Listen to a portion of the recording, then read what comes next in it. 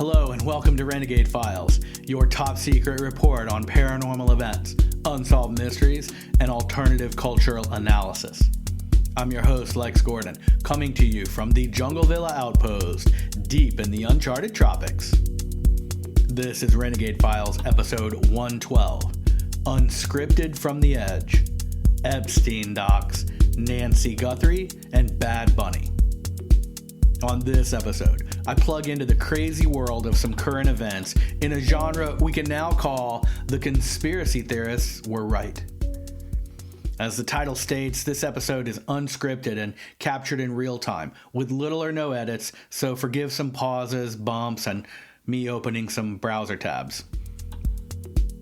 This is our chance to connect and analyze some hot topics on the current landscape so we can stay sane together and move on from this point in history with, if we're lucky, some hope for the future, and, if nothing else, the fond memories of the olden times when thinking and thriving were valued.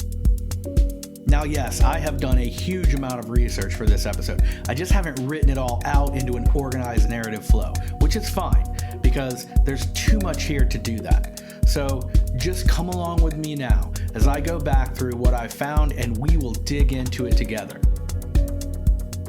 Welcome to Renegade Files. Let's get right into it.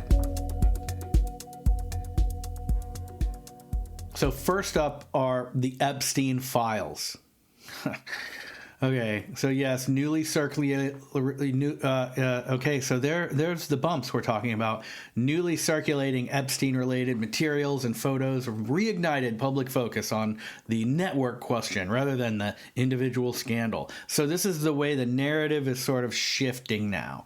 It's moving away from Epstein as the lone operator toward Epstein as access broker inside the power elite ecosystem. Okay, that's all fine and well, and that may be a very sort of, maybe accurate way to look at what's going on. There's a lot to talk about here, and we are going to do it, but let's just take some steps as we get into it, right? So the key angles that they're talking about now are analyzing this sort of document dump, if you could even call it documents, but 3 million pages of information that the Department of Justice has sort of put up on their website. Anyone can go there and look at them. Now, that being said, they could not have made it harder to go through or more tedious.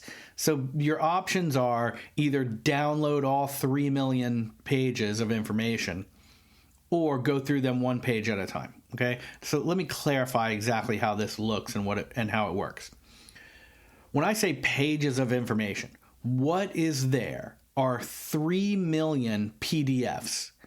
No exaggerate. 3 million individual PDFs. Some of them are photographs. In fact, a lot of them are photographs of Jeffrey Epstein's property and all the stuff inside. And we'll get into a little bit of that. But basically, it seems that were taken after he was arrested and incarcerated. So these are photographs of his empty apartment in New York, his house here, his ranch there, whatever. And then there's, in the same methodology, and this just goes from top to bottom, page 1, 100 things, page 2, 100 things, however many are on each page, I don't really remember, but they're all numbered sequentially, and they just sort of run on ad nauseum to the tune of 3 million of them. And the way that you look at them is you are on the DOJ website. If you choose to not download all 3 million of them onto your computer or device or whatever, you can look at them there. But when you click on one of those PDFs, it opens up whatever that PDF is in another window. Okay.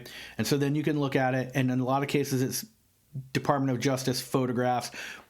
A lot of it is photographs of photographs. So it's a photograph of a photograph Epstein had in his house or his apartment or whatever. And so once you look at it and you say, okay, that's good. Well, then you close that if you choose, or save it, or whatever you're doing with it, analyze it. And then when you when you go back, you have to remember what the number was that you just looked at so that you can go to the next one without skipping one if it's your intention to look at all of them, or without opening up the one you just did or 1-3 back. And it becomes very cumbersome because all that's there are little hot links of the names of the PDFs, and they're individual, and there's 3 million of them. So there's your Epstein files, right? And then in that information are PDFs of email exchanges of one side, another side, whatever. It's searchable. So you can go to a certain part of the website and search for something. But by their own admission and in their own language, the search function is very limited, I think they call it. Basically because what are you searching? Are you searching for text in a PDF that the search browser can't read? Yes. So you can't look up, let's say, like Bill Gates and then find all the stuff on Bill Gates. It's the functionality of the document dump is horrifying. They could learn a lot from WikiLeaks. Anyway, so that's the starting point for, at least for this part of the information we're going to look at in this episode. Okay. So, but have no fear. Other people have gone through tons of it. So have I. There are cherry-picked sort of places you can go to gather information that other people have sort of done that legwork of. So it's not the end of the world. At the same time, though, it's ridiculous. It's ridiculous. But that is what we have, and that's how it works. So that's a starting point of what's been done. Now, couple other things. What's in there? Well, flight logs, social photos, photos of his property, event attendance records. This raises questions about his intelligence community, proximity, financial sector relationships, philanthropy as access infrastructure. This is very, very high level shenanigans, or essentially is what this 3 million page document dump sort of leans toward or reveals in a cumbersome way. So here's what's a little different about all of this now, though. This comes at a point when public trust in institutions is far lower than it was the first time Epstein hit the news. We sort of believed what they said, and we'll get into some of those, some of that backpedaling, right?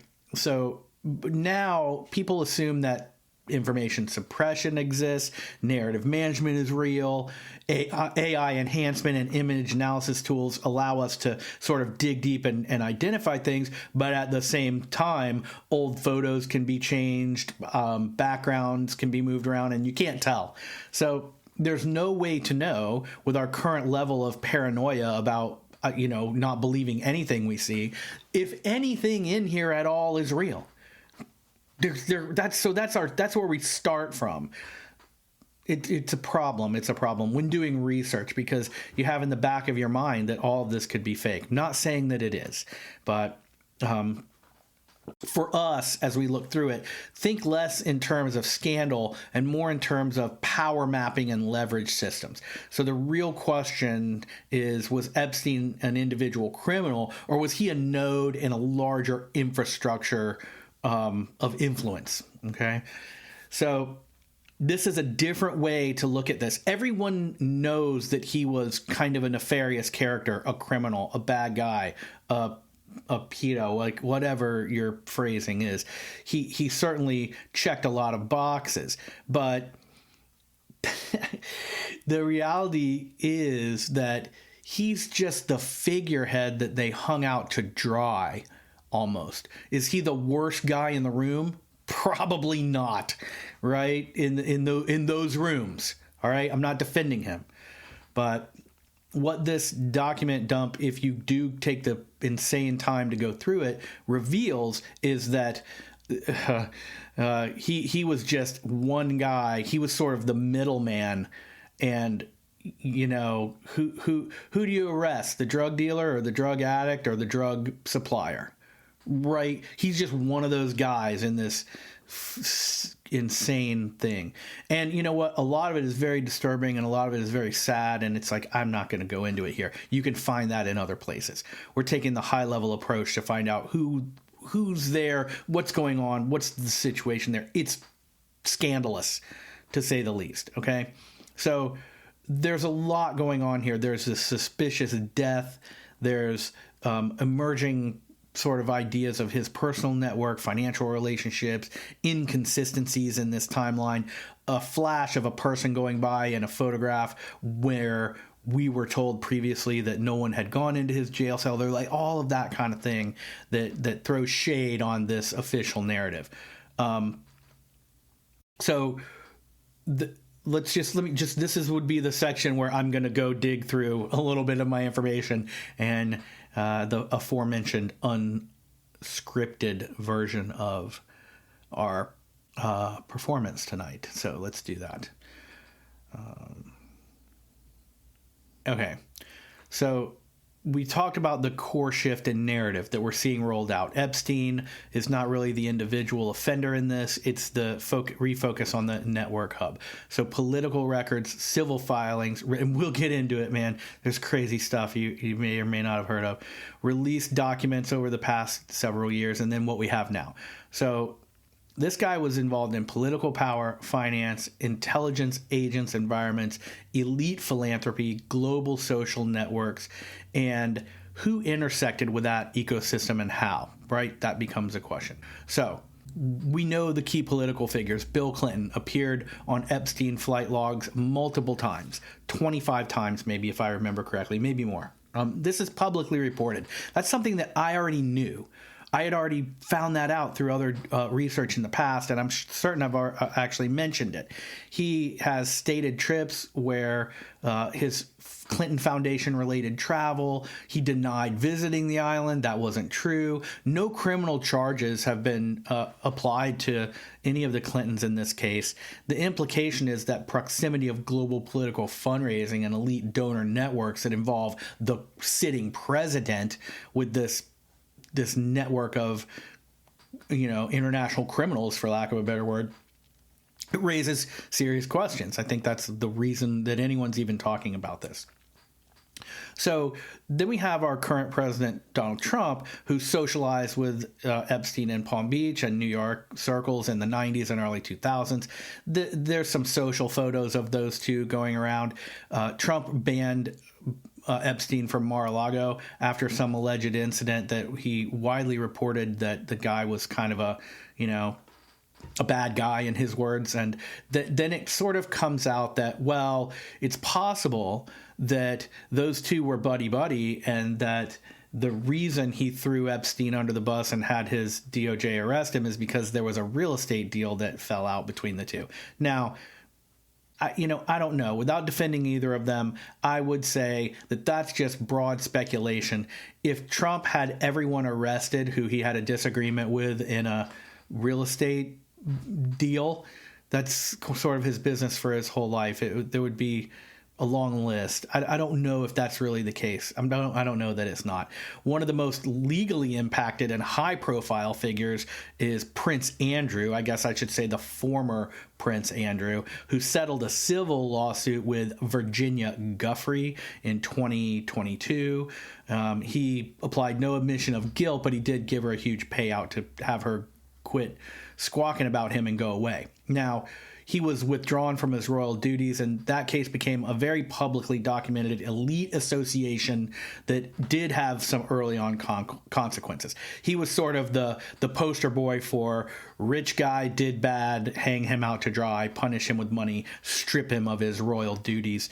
And that leads us into Virginia Guthrie, who was one of the earliest to sort of come forward and go on and on about Epstein and what happened there. And there were pictures of her with Prince Andrew, and there was this debate about whether it was fake or not. Very, very famous photograph, Ghislaine Maxwell smiling in the background. And Virginia Guthrie, actually, with the biggest smile on her face, too. It wasn't like she was bound and gagged. Not saying she deserved what happened to her there. She was young, impressionable, but when I say young, a teenager girl on an island with a prince and a huge smile.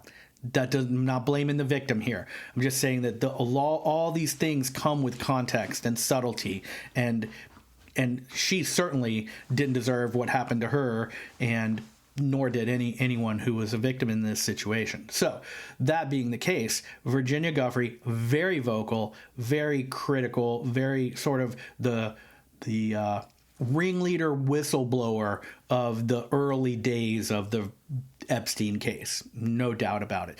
On the news, on the podcasts, on television shows, at protests, at the Capitol, at hearings, the ringleader of basically calling him out for what he was and what he did, and everyone involved. During that time, so the 2020s, early 2020s, right? She made a point of saying, P.S., I'm not suicidal. I'm perfectly healthy. I have a happy life. I love my family. The last thing I would do is take my life, which is a gift from God, and like the whole, like she was very adamant about that. And nonetheless, actually did commit suicide when she was, I believe, 41. Let me just scroll down here. And that wasn't too long ago. Virginia Guthrie, one of the most prominent Epstein accusers, died by suicide in April 2025 at age 41, according to her family and police. And that's from Reuters. Authorities say no foul play was suspected, though her death marked a major turning point in the public narrative. She had been a central figure of accusing Epstein and Ghislaine Maxwell of trafficking her, filed a high-profile civil lawsuit against Prince Andrew, reached a settlement with him in 2022. Her family and supporters describe her as a key voice demanding accountability for a global trafficking network. Ongoing developments, recently released emails, support authenticity of the famous photo of her with Prince Andrew, reinforce elements of her testimony, led family members to say the new evidence vindicates her claims. Maxwell's own emails reportedly acknowledged the photo and meeting, contradicting Maxwell's earlier denials. Her death not only doesn't stop or close the story, it intensifies the scrutiny. Now, let me throw you another little curveball here that you may not have thought, or that you may not have realized or known or thought of. Virginia Guthrie was in her sort of world tour of calling out Epstein. This is before she died by suicide at the age of 41, after saying for years that she would never do that. One of the first high-profile interviews that she conducted was with, guess who? Savannah Guthrie, who is the mother of recently kidnapped 84-year-old Nancy Guthrie, which happened February 1st, I guess, so just 10 days ago, right when all of this stuff dropped. It's a little much. It's a little shocking when you realize it. Now, not only that, and I don't have that information in front of me, but Savannah, let me just see if I can find it. Nancy Guthrie, mother of Today Show host Savannah Guthrie, was kidnapped on Saturday, authorities believe. Search for her, a very bizarre kind of like TMZ got a ransom note that they wanted some Bitcoin. I'm not sure. If you follow the story, then you know all of that. So the incident comes amid the Justice Department releasing files related to the late convicted offender Jeffrey Epstein. When news of Nancy's disappearance broke, it also put the spotlight on Savannah and her personal life. She had interviewed Epstein accusers for NBC News. Now a document from the latest has drawn another interesting connection between Guthrie and Epstein. She's married to Michael Feldman, who helped found the Glover Park Group in 2001. This was a public relations firm based out of D.C., and during its time, he helped the likes of Bill Clinton and Al Gore with public relations. The group is mentioned in the documents linked to Epstein. One file mentions a communication involving Larry Summers, where it is suggested that Epstein spoke to someone at the Glover Park Group who has helped Clinton. Okay, so Savannah Guthrie is married to Michael Feldman, who started the Glover Park Group 2001, and that group was a PR firm for many, among them Bill Clinton and maybe did some damage control. So you see what I mean? These kind of threads sort of come about. You know, is it completely a coincidence that her mother was kidnapped when her husband had his hand in doing damage control for some of the people that are in this mess, for lack of a better word? Okay, it's, you know, causality doesn't always mean correlation doesn't always mean causality. Yes, we do know that. But all I'm saying is, when you start looking into these things, you always find these sort of connections. So anyway, moving back to our situation here, we have high profile names that are in this document dump. You know what? You know who it is? It's all the usual suspects. It's all the A-listers and B-listers. It's all the people that you might imagine. There's weird stuff in there, and just from my memory of going through it, I'll give you a few little beauties, okay? One of them is Bill Gates, and this correspondence between him and Epstein, where Epstein is very impressed that Bill Gates would give his wife unknowingly to her antibiotics by slipping them into her food and drinks after he contracted some STD while he was carousing around on the foundation sort of auspices in some foreign country. So he collected a STD for himself, and afraid of giving it to his wife, instead dosed her without her knowledge of by giving her antibiotics on the sly. And he had sort of jokingly mentioned that to Epstein, and that's revealed in this document dump, and both of them thought that that was just the funniest thing ever. Okay, so that's just one thing that's in there. The other thing in there that's drawn a lot of attention is all of these shady emails between, allegedly, Deepak Chopra and Epstein. So those include things like Deepak Chopra saying God is imaginary, but pretty girls are real, or to some such thing. Okay, and then a whole lot more of nefarious and way worse kind of things that you wouldn't expect from the holier-than-thou, self-righteous guru to the stars that Deepak Chopra was held up as being. And there's no reason to go through all the craziness. However, it does sort of draw this line. Now there's other things like this prince who had lunch with the guy and then backpedaled and said, oh, you know, I didn't know who he was. I was just having lunch on the island. You just went there for lunch. Okay, so there's a lot going on here.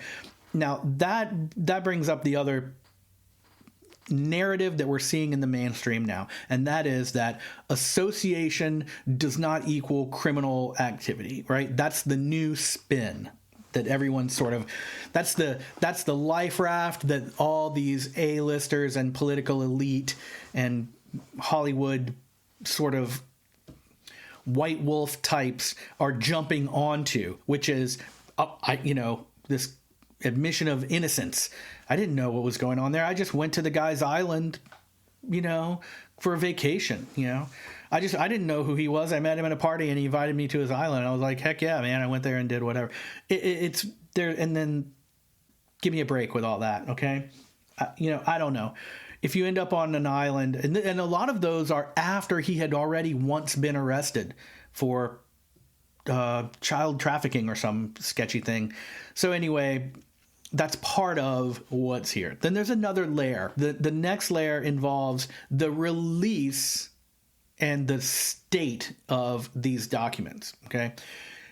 And I will say, just as a quick aside, after going through far too many of these PDFs and many of them photographs, I really got the impression that Epstein, on the surface, and this is neither here nor there, but just my sort of what I gathered by looking at a lot of those photographs, is that this is a guy who has tons and tons of money, but no taste. These places are just weird. It's like someone else built them in the past and he's just sort of passing through. None of them really look lived in. None of the spaces really look like home. It's very odd, and maybe that's a certain level of billionaire that lives on the whole planet Earth, and I really don't understand what your apartment in New York looks like. But what it looks like is a bunch of like leopard skin covered dining room chairs, and then mid-century leather chaise lounges, and every little piece of something that probably costs millions of dollars but looks like 10 cents type of art. I don't know. That's just, you can go through there and look through them yourself and see what you think. But by and large, it just looks like some tasteless guy with no style who's just sort of built up a apartment and put a bunch of junk in there so he can get in the door and be out of the snow. Very weird. Very weird. And yes, of course, you have a lot of the whole, like, a naked bust of a woman and a, picture of a painting of a girl without a top, and you just, all the stuff that you may imagine, but none of it really good. I don't know. Just maybe I was going dizzy from looking at so much of it. However, let's get back to this idea of the method and the state of the information that we get. So this brings us to a character that many of you may know, Dan Bongino. He's a very famous conservative pundit. He had a radio talk show. He was a law enforcement officer in his early career. I guess he worked for the Secret Service for quite a while, 99 to 2011. He unsuccessfully ran for Congress 3 times, but he did end up being appointed by Trump to be the next director or deputy director of the FBI. He took that office on March 17th, concluded it on March 14th. So, and this would have been, 2025, I guess, 2025 to 2026, he held that duty. Okay, now, the important thing to know about Dan Bongino, if you don't, is that he was very vocal for a very long time, raising in his civilian capacity as a talk show host, right? Making a huge deal out of transparency for the Epstein Files. Why doesn't Biden release them? If Biden's not in them, why can't we see? He made a career out of it. And when we were leading up to the point where it seemed like maybe he was going to be the deputy director, he was on the short list for the FBI. It was like, man, now's your chance. You've been railing about this forever. You're going to get in there. Let us see the Epstein Files. And everyone was like, gun-ho, go do it.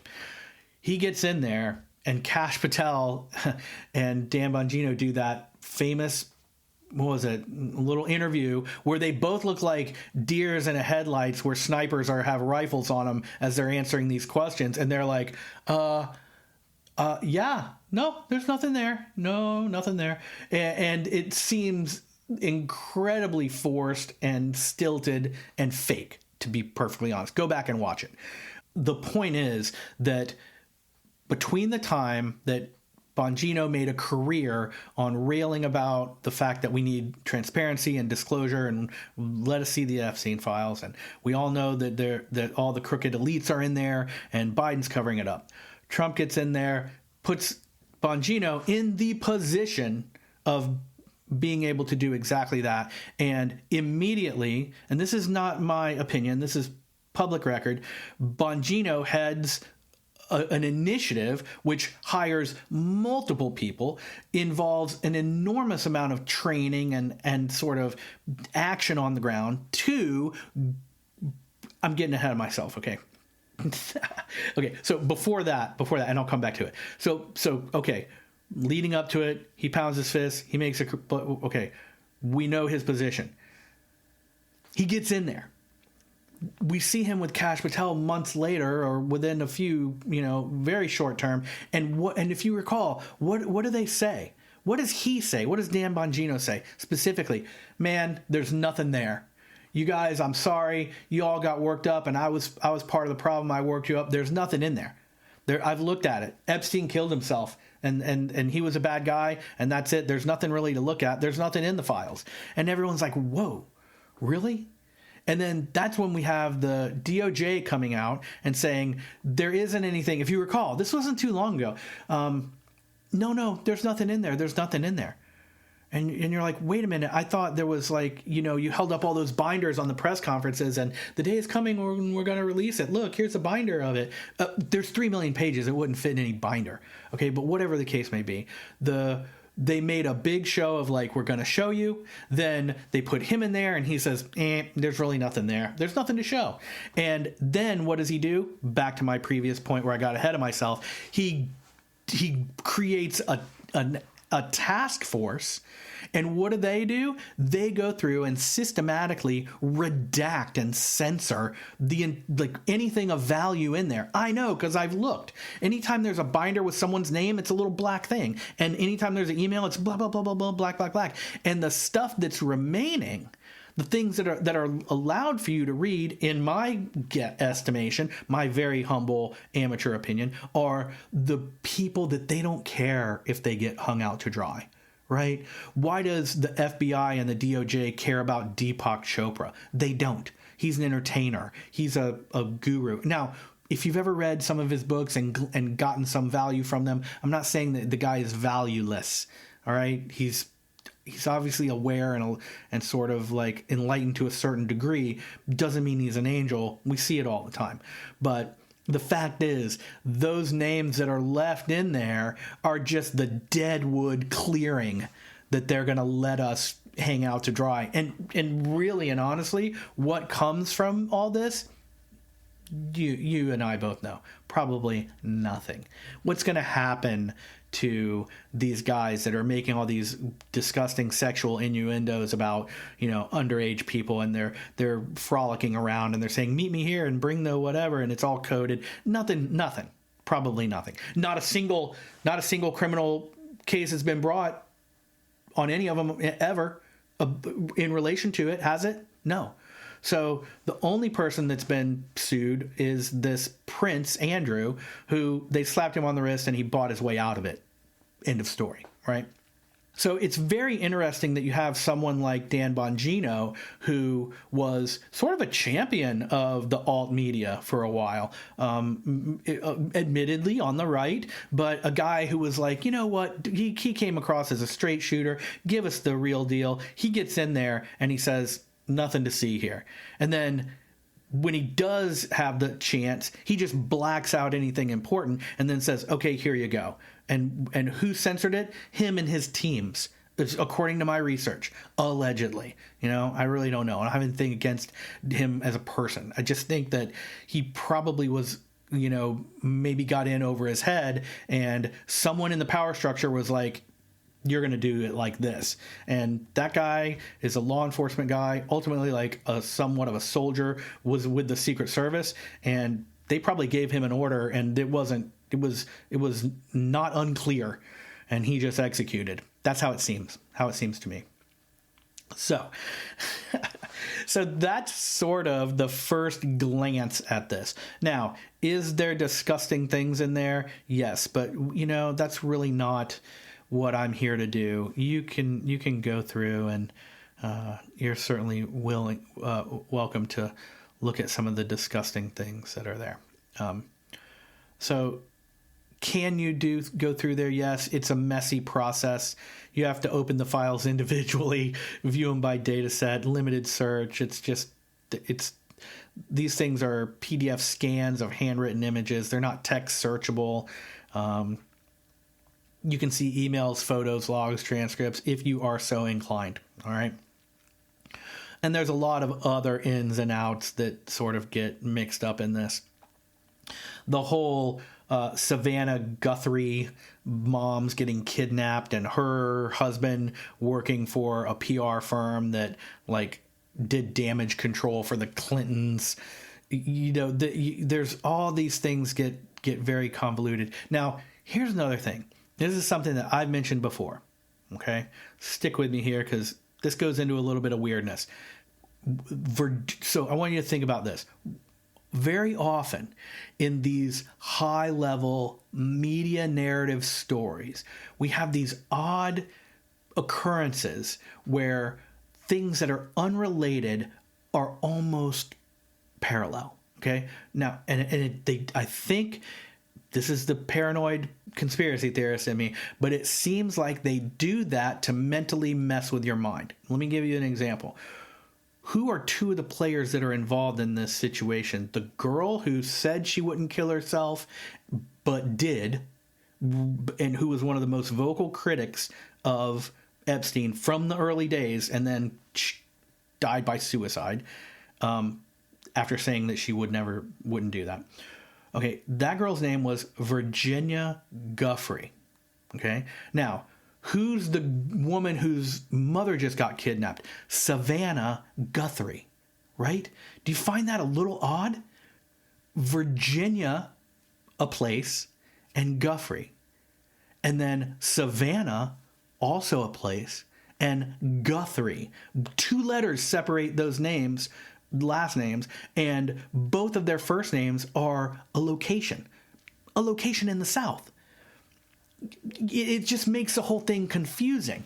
And I've talked about that before. Now, there's no way that, like, you know, Savannah Guthrie or whatever could be, you know, go back and change her name and it's like a Mandela effect. I'm not saying that. What I'm saying is, who gets selected to be the victim in this broader narrative as things unfold to distract us? And if it's a woman whose name is so weirdly related to someone else that has had something tragic happen to her in the light of all this, why not? Right? I don't know. I'm not saying that's true, but isn't it a little weird? That's all I'm saying. Okay. So if you want to go check it out for yourself, you can go to the Department of Justice and you can find it's all public information. They're released in a way that requires like a lot of jumping through annoying hoops to get to anything, but it's really just noise in the end, right? It's a document dump. There's people in there. Yeah, there are people that we know that are in there, and they're saying some very questionable things. And then there's some really gross stuff that I'm not going to go into. So there's that. That is the news cycle of sort of what's happening around that. My humble sort of assessment of it, and it is bananas. I don't know if there's a clear answer or what we get out of this, but we asked for it and we got it, right? We all wanted to see the documents. We saw them. Bongino and his team went in there and black magic markered out anything of any importance to whoever those people are that are blacked out must be more important than Deepak Chopra and Bill Gates. That's all I can surmise, right? So just give me 1 second here and we're going to jump to our next section. There's no reason to dig much more into this kidnapping thing because I don't know much about it. I did see on the news yesterday that they have the ring cam footage of the guy that kidnapped her, but it's really nothing. You can't see much because the guy's disguised with a ski mask on and he comes up with a backpack and I don't know. It's a tragic thing. I hope the lady gets home safe. That's all I can say about that. But we will kind of rewind here. Okay. Oh, so here's another thing, right? One more little caveat, two more things on the Epstein file document dump. This is an article from CTV, and they're all these sort of Reuters, pulled documents. So all these articles, no matter what the news source, they're all kind of the same. So these are the lists that you'll find if you, at the end of a keyword search for like, who are the powerful people named in the Epstein files, right? If you want to go look. So what's interesting is they will throw out things like Andrew Montbatten Windsor. So that's the former Prince Andrew. Okay. So he's in there. Elon Musk. So Elon Musk discussed going to Epstein's Island with Epstein. According to him, he never did. And according to the logs, he never did. But he said he turned down the disgraced financier's request, and according to him, repeatedly. Epstein tried to get me to go to his island and I refused. But his name is in there because of that. So that just shows you the level of which they will go to connect someone they want to, and then they will even go so far as to take a black magic marker to disconnect someone that they want to from this, as I so eloquently put earlier, mess. All right. So he's in there. Richard Branson, okay, another billionaire, easy to throw shade on, and is he a great guy, or is he a crook, or is he a longtime associate? Yes. He said, like, anytime you're in the area, I would love to see you as long as you bring your harem. That's a quote from Richard Branson in a note to Epstein. So, right, a little bit damning. What's going to happen to him because of it? Nothing. Stephen Tisch, the New York Giants co-owner, mentioned more than 400 times in the documents. Okay, that's a lot. And I'm just going to go through there, and I'm going to give you my sort of my opinion about this situation. Brett Ratner, he's a film director, recently released a Melania Trump documentary. He's in multiple photographs and files, and sort of, he's right there with the rest of them, right? Casey Wasserman, very handsome, sort of Summer Olympics chairman committee in LA. Multiple emails with Ghislaine Maxwell, very flirty, as the news article describes. Here's one. In 2003, Wasserman wrote to Ghislaine Maxwell, "I think of you all the time, so what do I have to do to see you in a tight leather outfit?" Okay, these are the kinds of, like, trying to be naughty, like, weirdo stuff that the high level elites just think is so clever. It always cracks me up. And so then what happens is you get into this long list of a bunch of people who are arguably famous, but that no one knows. Like Ehud Barak, the former prime minister of Israel. He is in there a lot. Howard Lutnick, of course, arguably, more famous or infamous. Former Sergey Brin, the billionaire Google co-founder, made plans to meet with Epstein and Ghislaine Maxwell at his townhouse in New York. This is a person who was publicly accused of sexually abusing underage girls, and so this guy knew it. I'm saying Epstein was, not Sergey Brin. So anyway, it's just there are all these, like, okay, Steve Bannon, yeah, he's in there. Miroslav Lajak.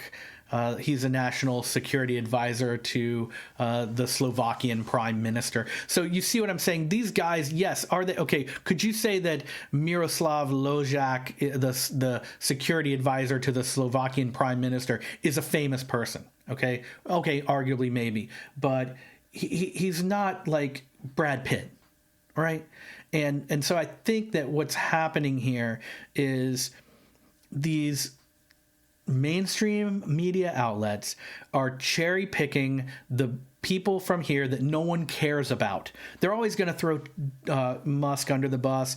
They're always going to, it's easy to pick a techie giant that no one knows. It's easy to pick some Slovakian assistant to the interior or whatever. And then you have these high level finance, guys or billionaire sort of philanthropic, like, business guys like Stephen Tisch, whatever. So are they famous? Maybe in some regard. Are they household names? No. Are household names in there? Yes. Okay. So it's interesting what shows up in the news, and what's equally interesting is what doesn't show up in the news. Now, those people who are in there, who we do know, who are household names and who are being called out, they are playing this I didn't know card, right? Time and time again, the script is the same. Just because I was there doesn't mean I'm guilty of anything wrongdoing. Now, arguably, that's true, right? I take them at their word. I don't know. The whole thing is a disaster. But when you have, like, Ellen DeGeneres, and she's got a picture of her of Epstein's, like, that weird building that's on his island in the background of her set on her talk show for multiple times for years. It's just, is that not a little weird? Does she think the guy's so great, but she also doesn't know a thing about what he does? I don't know if many people are buying that. I'm not sure. I'm not.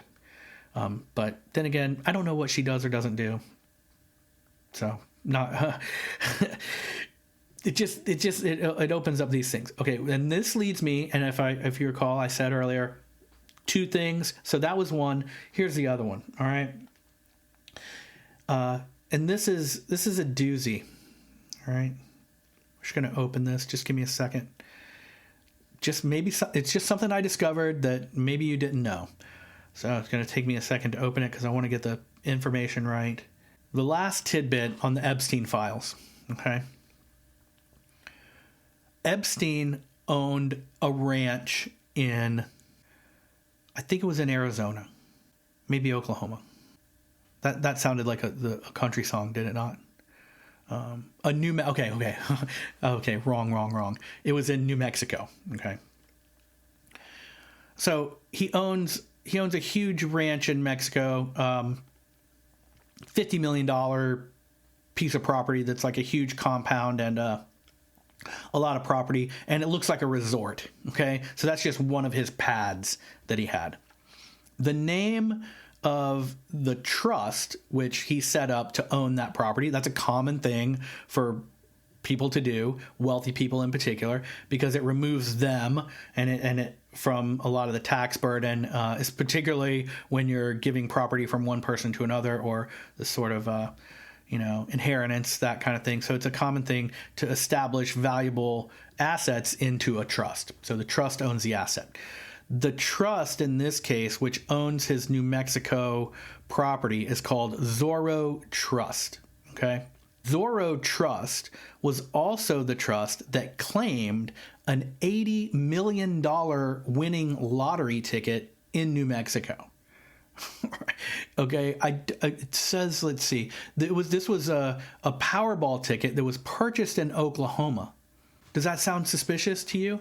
Now, what the official story is, because I dug through the whole thing, is that someone else, some unrelated woman, won the Powerball, and that she set up a trust to maintain her anonymity, and she just so happened to name her trust the Zorro Trust, which was the same name as the legal entity tied to Epstein's sprawling New Mexico estate. But I would think that would maybe be prohibited if you were setting up a trust in the same territory as another trust with the same name. I really don't know. Maybe not. But even if it isn't, and there's no guardrails that would stop that or that would red flag it, it still stretches the imagination to think that that's pure coincidence and that he had nothing to do with it, especially since, the after-tax amount of that $80 million Powerball ticket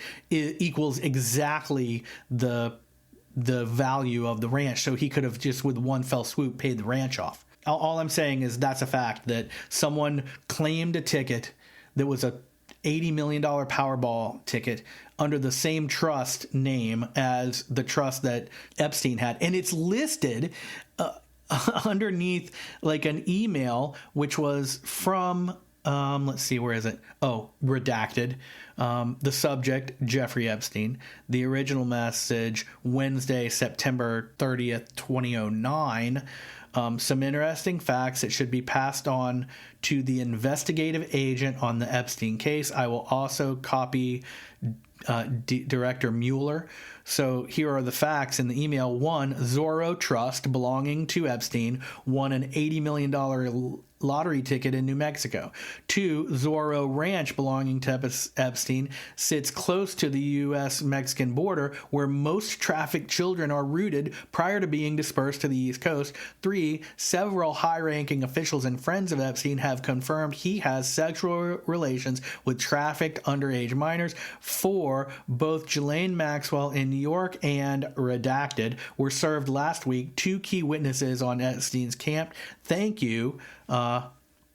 The end, sent by redacted. So this isn't saying maybe, right? This is an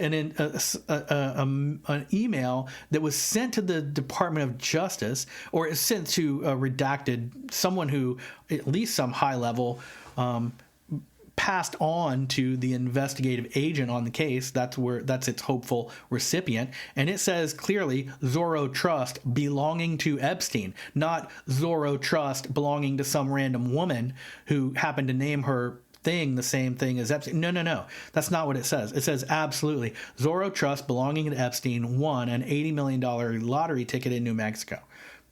Right there, black and white. It is something to think about, and it does seem a little rich that they would say, oh no, that was just someone else who won that.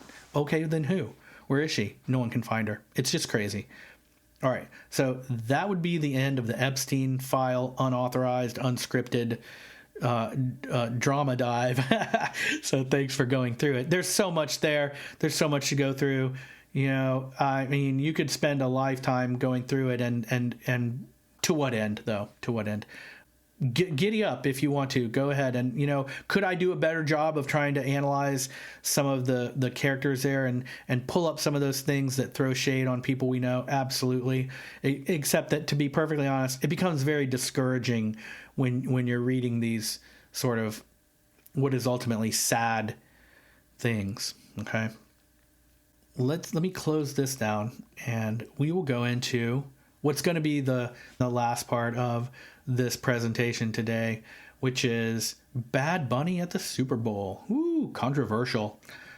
I have to open my bookmarks here. Now, I'll start out by saying I had heard the name of that artist a couple times here and there.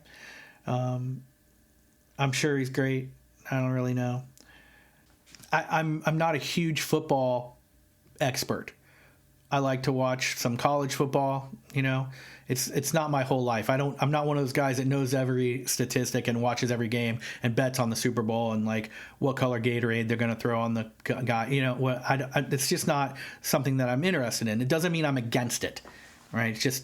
It's bread and circuses for the masses is what it is. And if it's your brand of entertainment, and yes, football can be fun, and the sport is cool, but what we get with the Super Bowl is probably the most removed from the sport that sport ever gets. And what's happened is, over the years, these large companies have infiltrated have become the entertainment industry, in other words. And so at a very high level, they have their hands in everything. So you have, you know, all the guys at the top of the big entertainment companies, that's who choose who's going to be at the Super Bowl. I just actually read that, so let me go back, because I don't want to say the wrong name here.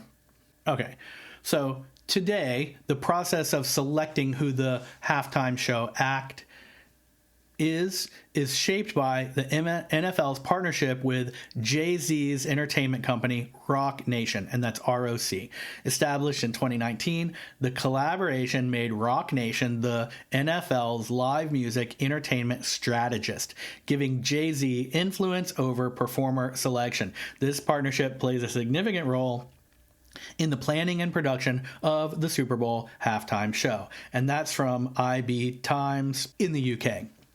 And they're pretty reputable, and I'll take them at their word. So recent halftime performers include Shakira and J-Lo. That was 2020. Raymond James Stadium in Tampa, 2021. That was The Weeknd. 2022. That was the Eminem, Dr. Dre thing where they rebuilt the, East LA, and that was kind of cool. And then, okay, on and on. So then we have 2026 Levi's Stadium, Santa Clara, California, Bad Bunny featuring Lady Gaga, Ricky Martin, and Los Planeros de la Cresta. So that's basically what we have, and who picks it. Now, I would probably go so far to say that it is quite possible that Jay-Z and his Roc Nation has some financial interest or some promotional interest or some ancillary motive for putting Bad Bunny in the Super Bowl. It would only make sense. I'm not going to look into it to find out. But, for all I know, he's on his label, and that's neither here nor there. That's not the issue. I just wanted to know, how does that get done? So now we know. So the issue is that International Business Times called this in their headline the worst halftime show ever. So I'm not here to say, I'm not a music critic. I don't I lived in West Palm Beach for a long time. I've grown up in Florida. I definitely have a lot of friends who speak Spanish. I definitely try my best to speak Spanish when I'm in that community or when I'm in those environments. The people who do speak Spanish appreciate the effort, and it seems like you can go along to get along a little bit. The last thing I am is racist. I love America because of the melting pot. You know, I care about the person, not where they're from, right? That's just how I am. If you speak Spanish, then rock on. But the idea that someone is annoyed because the Super Bowl performance is only and entirely in Spanish, the idea that is a racist sort of position, to me, is a little much. It's a little far. It isn't. You know, what if it was in German? And I was like, man, that's annoying that it's in German. Am I a racist now? You know, it's just, the whole thing is ridiculous. So what's interesting to me is that if you go through, you know, the places we all look for our news these days, YouTube comments and shady blog posts, right? What you find is pure division. You know, you have a whole camp that says that was the greatest thing I've ever seen, right? You have people saying, I don't speak Spanish and I couldn't understand a word, but I loved every second of it because it was so energetic and beautiful and heartfelt. You know, I don't know. That to me is like the sort of, there's a lot of ways to look at it. So the other side is worst I've ever seen. I don't speak Spanish. I couldn't understand it. Why would they do that? The whole thing is silly. Now, if you recall, I think J-Lo put some Spanish into her halftime show. The point is, regardless of where you stand on what you imagine the Bad Bunny's halftime performance to be, good, bad, or indifferent, the fact is, you can't deny that from the outside, if you had no clue and you just landed here from another planet, like many of my listeners may have, you would be in a situation where, to look at that objectively, you would say the only reason to do that isn't, it's ironic, because on the surface it's like we're doing this to bring everyone together, but really what it's doing is division. And so we see that theme again and again and again. And the way you know is when the racism card is played before any racism even enters the chat. Okay? Perfect example. If you say, man, you know, I'm all for the halftime show, you know, but I couldn't understand it because I don't speak Spanish. Bink, racist. That isn't necessarily a racist statement. If you said, man, I'm not even going to give you an example. You can use your imagination. There's a million versions of a racist statement about what that halftime show was, or anything. There's a million things that could be viewed through the lens of racism and critically as such. However, saying, man, I didn't understand it because I don't speak Spanish, that's not a racist statement. That's just a statement of fact of how bilingual someone is not. Okay? I grew up in South Florida. I try to speak Spanish. I can a little bit.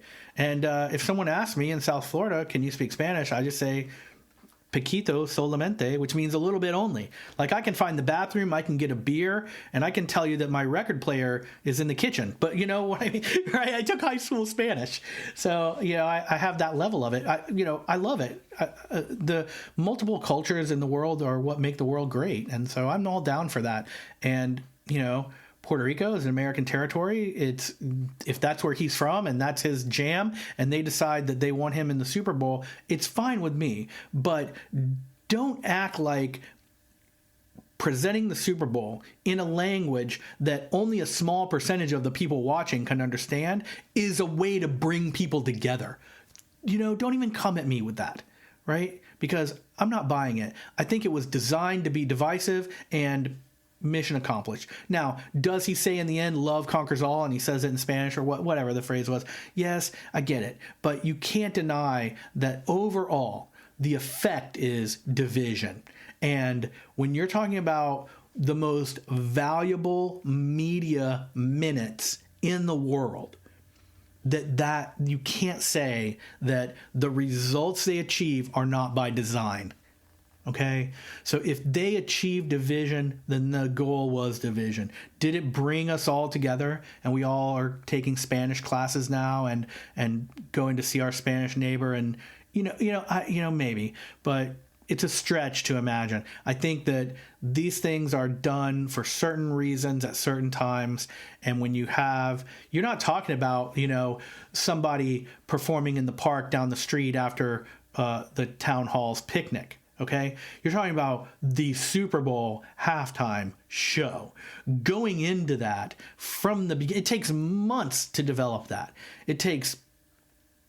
You can imagine, it was the stage setting and all that. Very impressive. This isn't something that happens overnight. This isn't something that gets accomplished on a whim. This is something that is delivered to the masses at a time when you have all of their attention. If you're ever going to have the slow death rattle of television aside, right? If there's an audience, that's it. Okay. So what you give that audience is the result of a long process of decision making and activity. So there's no way that they did not anticipate some form of sort of divisionary backlash. Okay, right? Now, I really don't have any skin in the game. I like football. I'm not an expert on football. I like to watch some college ball, in the season. But I'm certainly not glued to my TV and can't wait for the Super Bowl and like all of that. As a matter of fact, I didn't even know it was the Super Bowl until someone told me like 3 days before. So, okay, it's not something that's on my radar, although I do understand the value of the media property. And you can't tell me that the result of what gets displayed is not the end result of a long development. It's not something that just gets thrown up there. So the fact that it's packaged as love and bringing us together, but its effect is division and arguing and firing people because they said that they don't think it should have been in Spanish. Like, all of those results are, in my humble opinion, part of the process. The fallout of that part of the process. Is it a distraction from the Epstein Files? Well, it certainly is a timely debacle if it isn't. Now, personally, nothing against the guy. Catchy, sure. I know a little bit of Spanish. If he was singing a rap song about, ordering beer and finding the bathroom, then I would I would follow right along, but I don't think that's what he was saying. So anyway, those are opinions. They're not necessarily any kind of groundbreaking thing. I have nothing against him as an artist. I have all the respect for the all varieties of Latin American culture, Latin culture, Spanish influence. We all live in sort of the same world and, well, the same planet, let's just say. But me being from Florida, we are the melting pot. We have residents here from all points. People come here from the Caribbean. They come here from Europe. They come here from, Spanish countries. They come here from Mexico. They come here from New York. Believe me when I tell you, they come here from the Northeast seaboard and all points. Every time I meet someone who isn't someone I know, they just moved here. Okay. The population of Orlando, okay, that amount of people move to this state every year. And they're from all points. So you know what it does? It makes the vibe cool. We have influence of, Caribbean cuisine, and we have, Cuban music, and we have all versions of this sort of very rich culture that other places don't have, because we are such a melting point where people come and go from in the United States in a large part. It brings its share of problems, watch an episode of Miami Vice, from back in the day, but it also brings far much more good than bad. The situation of, these types of things, these big watershed moments, these controversial situations, that you have to take them with a grain of salt when they come from such an outrageously mainstream source as the NFL and the Super Bowl and NBC Sports or wherever the heck, rock entertainment, Jay-Z. These are very large organizations with very high level agenda. Beware. That's all I'm saying. Here's the other point. The other point is this, that just because something naturally has a division and you could either be for it or against it because it's so easy, that doesn't mean that is everyone's position, either or. Case in point, talk to your friend and ask him, what do you think? Have a conversation about it. In the real world, what you will probably find, just as I have, is that most people sort of have these wishy-washy kind of both sides of the thing opinions about it. My friend Camilo, who speaks Spanish, he's from Spain, very quick to tell you, loved it. Cool. My friend who is from North Carolina and has never met a Spanish person, not so much. But that doesn't mean that he's a racist because he couldn't understand it. It just means that his language facilities are limited, and it's like, what am I supposed to do? Like I said earlier, what if it was in German, right? What if it was in Cantonese? You're going to have some people that can't understand it. So just voicing the fact that, well, I didn't understand it doesn't make you a racist, right? It doesn't. Enough of that. Now, here's the other thing. Very rarely do I go down these roads on the podcast. And I'll tell you why. Because really all it does is just create more discontent. And, I'm about getting along and going along. I'm about the weird stuff. What's weird about this to me is that how big and splashy and sort of controversial it was. Like, it hit the ground running. Okay. And it comes at a time where we just got like 3 million documents that maybe we should be worried about a little more. I don't know.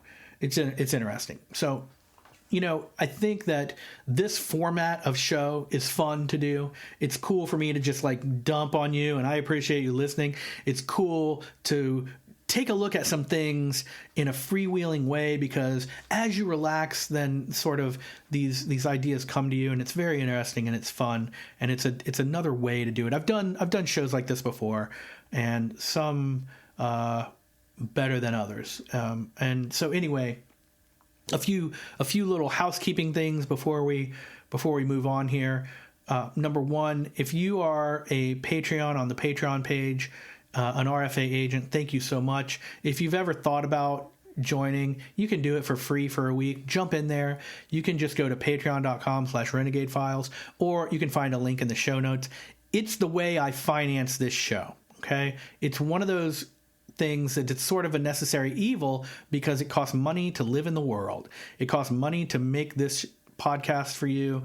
And if you can kick in a little bit, you can crowdfund by a little bit of everyone else coming together and adding up and making a big difference to me. For less than you tip a pizza guy, you can jump into the RFA agency and make a huge difference to me. That's it.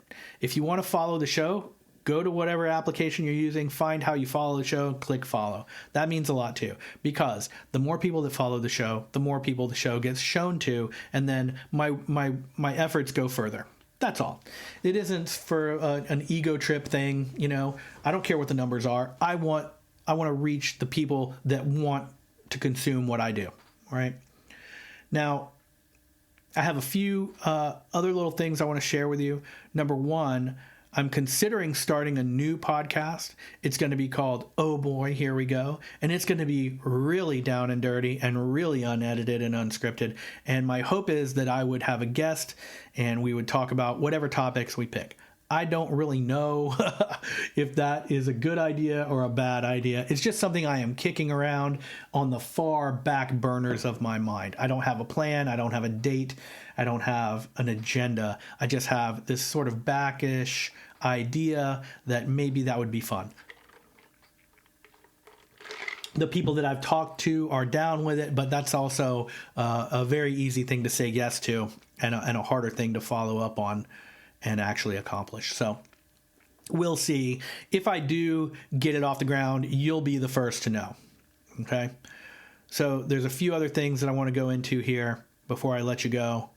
And that is, I want to say thank you to everyone who listened to the Ghost Hunt episode at the May Stringer House. Don't be shy and go back to that episode and vote whether you think I was right or Agent Sheila Stone was right about the EVP.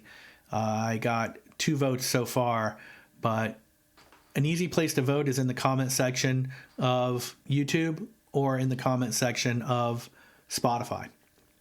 Both of those, easy and painless. So go back, check that episode out if you haven't. It's doing great. It was really fun. It was also unscripted in a lot of ways because we recorded our ghost hunt. I had mentioned in that we're going to do the next one in St. Augustine, and that's true. I want to say jump into our Substack. You can find it by going to Substack and searching for Renegade Signals. That's the name of the Substack, and there's tons of fun things in there, and it's all free. So it's just more content for free that I make for you because I am a maniac and you love it. So go check it out. Let's see. Let's look and see what are our ideas for the coming future. So I have some notes here of some things that I've thought about doing, topics for the show. I want to get back into doing some heavily researched deep dives. We've done a few recently and they've been good and well received, and it's something that's like a return to form, something I like to do. We're going to do the St. Augustine ghost hunt and ghost stories, but that's not going to be until the spring sometime. So we did the 2-part Roswell thing. So there's a few things that I have on my list. A demonology episode where I dive into the work of John Zaffis. I don't know if there's a lot of, let's just say, concrete research to do there. A lot of that's opinion, but a lot of it's also very creepy. Maybe we'll save that for Halloween time, which, I say that now and everyone's like, Halloween? Yeah, dude, time flies. It'll be here before we know it. I think there's an episode in the Watergate scandal that, we get into this history where, are we rehashing stuff that a lot of people have already gone over? Well, in a way, but there's also this, as far as Watergate goes, this Cord Mayer, JFK and his wife, Alan Dulles, the sort of Philip Graham kind of, there's a lot going on there. There's weird things, right? There's like, okay, let me just put it this way. What happened there is not what the mainstream spun it as, right? There's a lot more going on there, and I think it warrants some going into.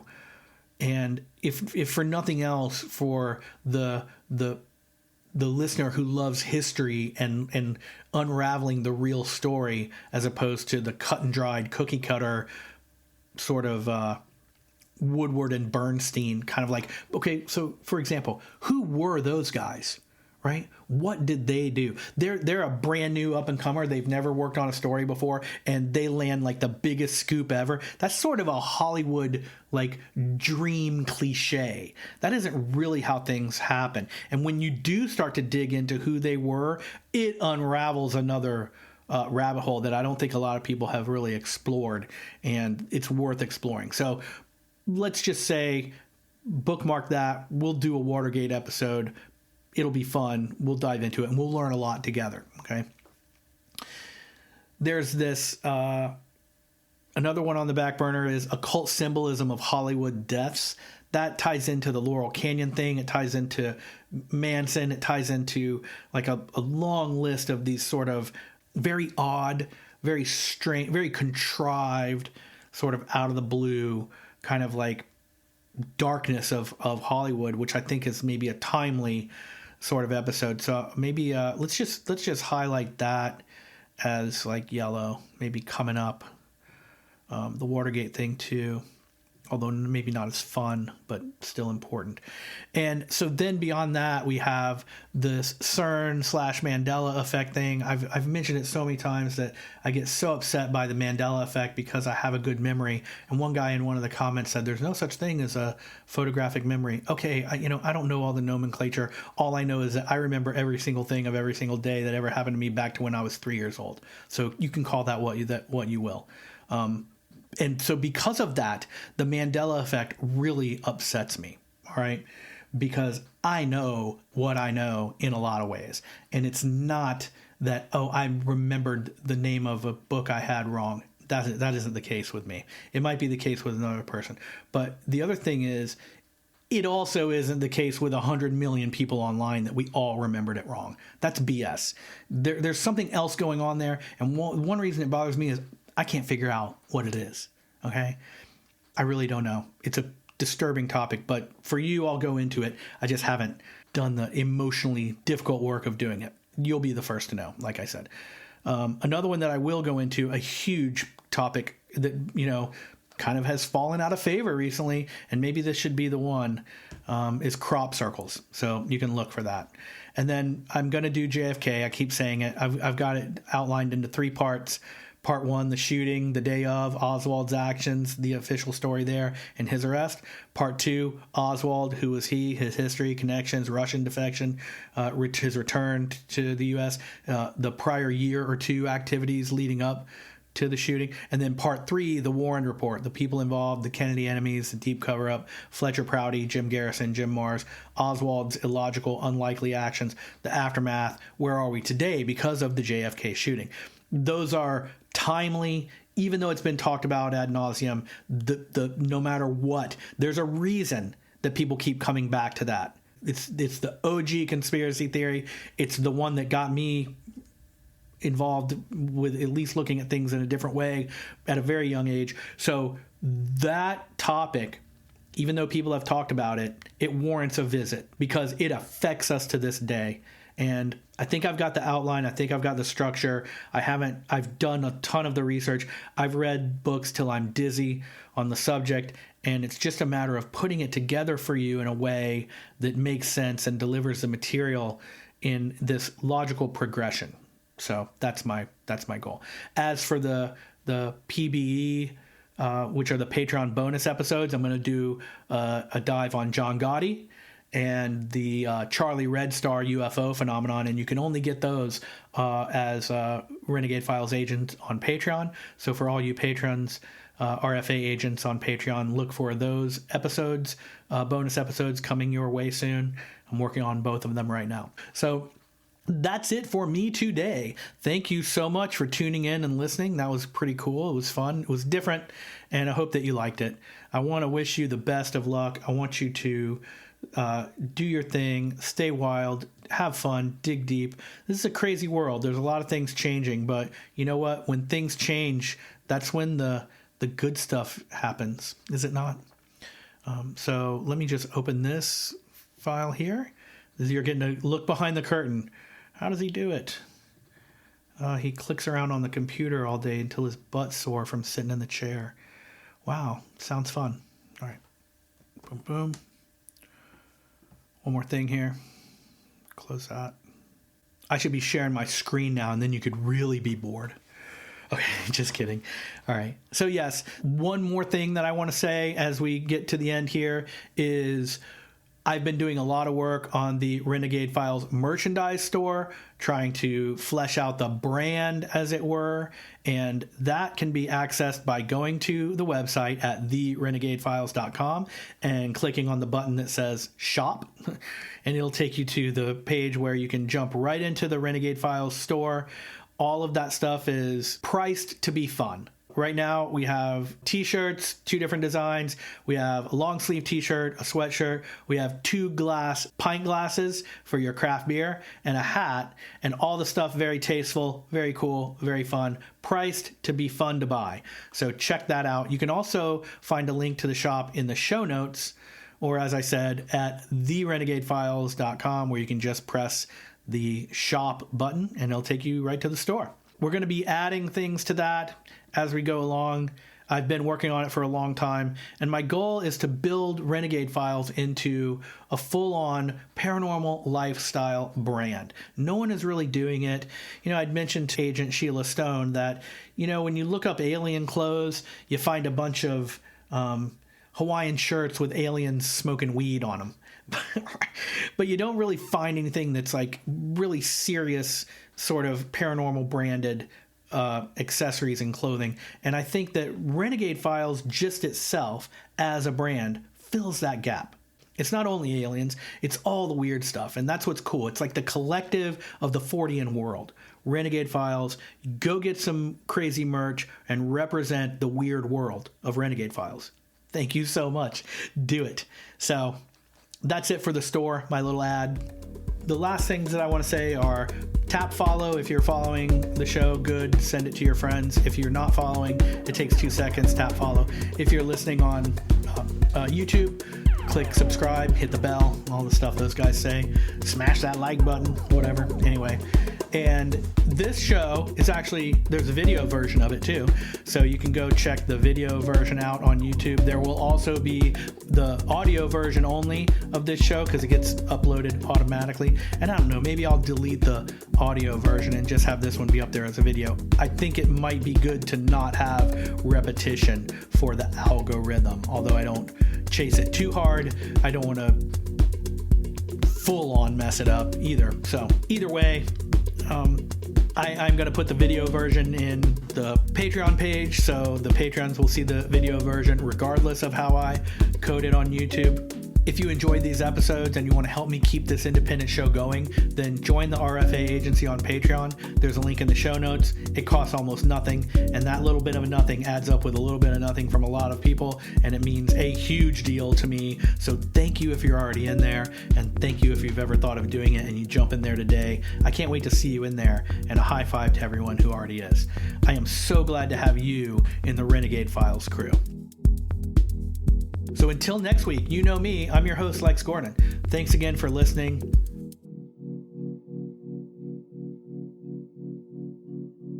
Stay wild, hypnotic child.